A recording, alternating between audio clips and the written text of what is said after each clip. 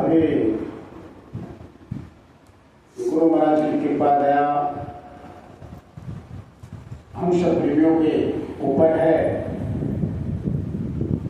आज बाबा जयदेव साधना मंदिर पर नाग पंचमी के शुभ अवसर पर अभी हम सब प्रेमियों ने सुमरन ध्यान भजन किया, प्रार्थना और गुरु महाराज के वचन सुने।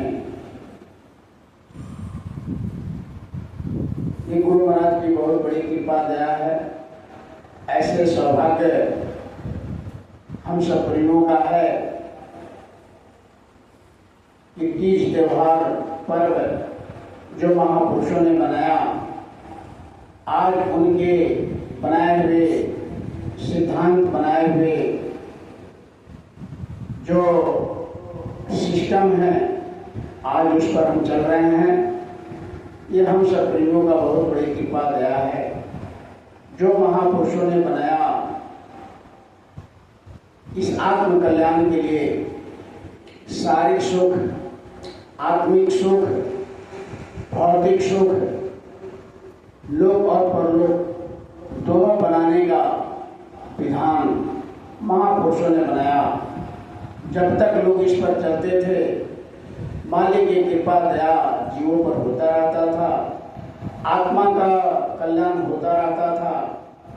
लेकिन जब महापुरुष चले जाते हैं और धीरे धीरे धीरे जब यह नियम, सिस्टम, सिद्धांत को लोग भूल जाते हैं तो रोगी भोगी होने लगते हैं और आत्माओं पर बहुत बड़ा कर्म का पर्दा पड़ जाता है। यह सुमरन ध्यान भजन क्या है? गुरु महाराज ने कहा कि जिस तरह से आप कपड़ा साफ करते हैं, जिस तरीके से आप स्नान करके मैल को साबुन से धोते हैं, उसी तरह से सुमरन ध्यान भजन ये इस आत्मा पर जो कर्मों का, जन्म जन्मांतर का पाप लदा है, उसको वो साफ करती। नाम की इतनी शक्ति है, कहा कि जैसे नाम हृदय धरा हुआ पाप का नाश, तो पाप का नाश हो जाता है। इसलिए गुरु महाराज ने कहा कि जैसे घर में रोज झाड़ू लगाते हैं, उसी तरीके से रोज हम अगर सुबह शाम सुमरन ध्यान भजन करें तो आत्मा की सफाई हो जाएगी और हमारा आंतरिक कान, आंतरिक नाक, आंतरिक आंख खुल जाएगा और जीवात्मा अपने आजाद होकर के इस मृत्यु लोक से अपने घर अपने वापिस पहुंच जाए। तो ये गुरु महाराज ने बहुत बड़ी कृपा हम सब प्रेमियों के ऊपर किए।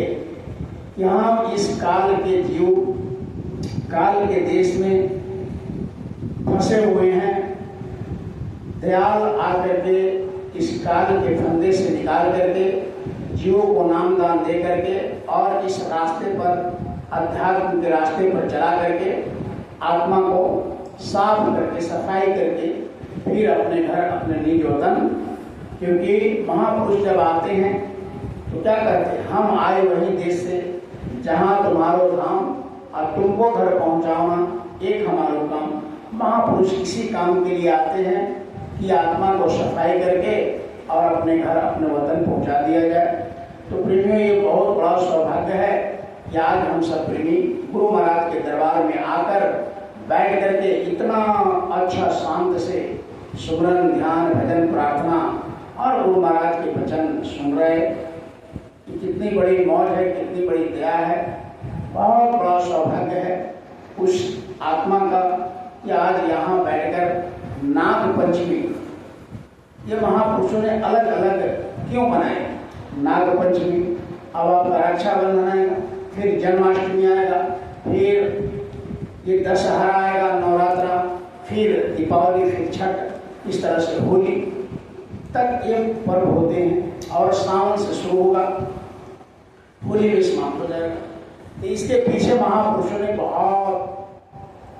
इसके पीछे बहुत बड़ा यानी अध्यात्म छिपा हुआ।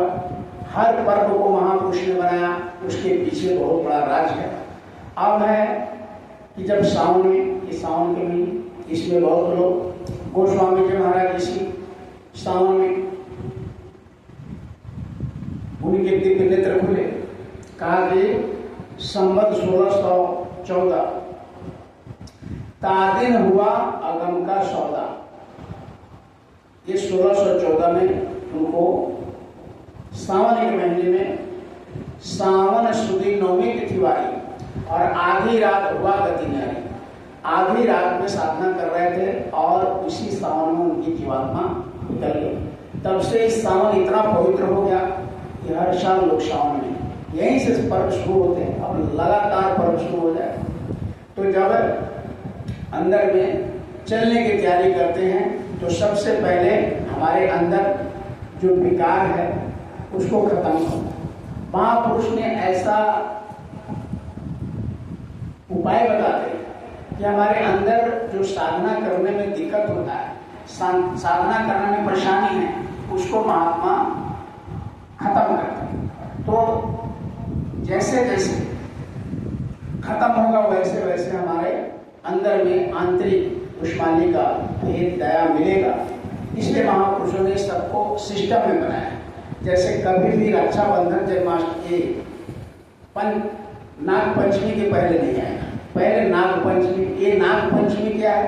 अभी देखिएगा, आप निकलिएगा यहाँ से तो सभी लोग अपने घर में गोबर से घुमा करके सांप का फोटो बनाएंगे, दूध लावा खिलाएंगे, दूध लावा पिलाएंगे।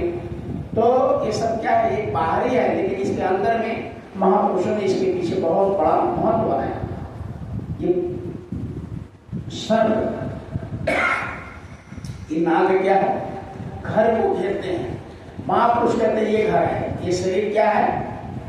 माँ के पेट में 9 महीने परमात्मा ने आँख कान नाक ये सब बनाते रहते। इस घर को बनाया माँ के पेट में, और इस घर में महापुरुष ने ये घेरने का कि ताकि इसमें डसे नहीं सांप। अब सांप कौन है? तो बड़ा इसको कबीर साहब ने बड़ा विस्तार से सबसे पहले कबीर साहब ही आए और इस संत मत को जारी किया। अंदर में साधना करते करते का तो अंदर में जैसे जैसे उनको अभ्यास करने में दिखाई दिया, बस उसी तरह पर्व को बना दिए। पर्व बाहरी चीज नहीं है, अंदर की चीज है। अब यहाँ कहते हैं यही नाग पंचमी। ये नाग 5 कौन है? ये काम, क्रोध, लोभ, मोह, अहंकार, यही 5 नाग है। और इसी ये 5 शरीर के अंदर विषय है, रूप, रस, गंध, शब्द, स्पर्श। ये 5 नाग रूप, रस, गंध, शब्द, स्पर्श है। इस 5 से 5 निकलते रहते हैं। कौन? काम, क्रोध, लोभ, मोह, अहंकार। ये 5 विषय नाग है और 5 से 5 कौन कौन? काम, क्रोध, लोभ, मोह, अहंकार। 1 से 5 निकला, फिर 1 से 5 निकला। यानी ये विषय जो है देखने का, देखने से 5, फिर सुनने से 5, स्पर्श करने से 5। तो इस तरीके से 5 से क्या निकल जाएगा? 5 से 25। इसी पर प्रकृति करते इसको 5 से 25। तो 5 नाग 25 नाग सुनत तुरंत मरी। तो गुरु महाराज ने भी बड़ा विस्तार से बताया कि ये अध्यात्म है। जब इसको हम समझेंगे तो हमारा सुमरन ध्यान भजन बनने लगेगा। तो थोड़ा सा ये कबीर साहब की वाणी है, थोड़ा सा गौर करिएगा। थोड़ा सा हम लोग इस पर आज नाग पंचमी का बहुत अच्छा हुआ कि दूर दूर से, इतने दूर से सभी प्रेमी 4 बजे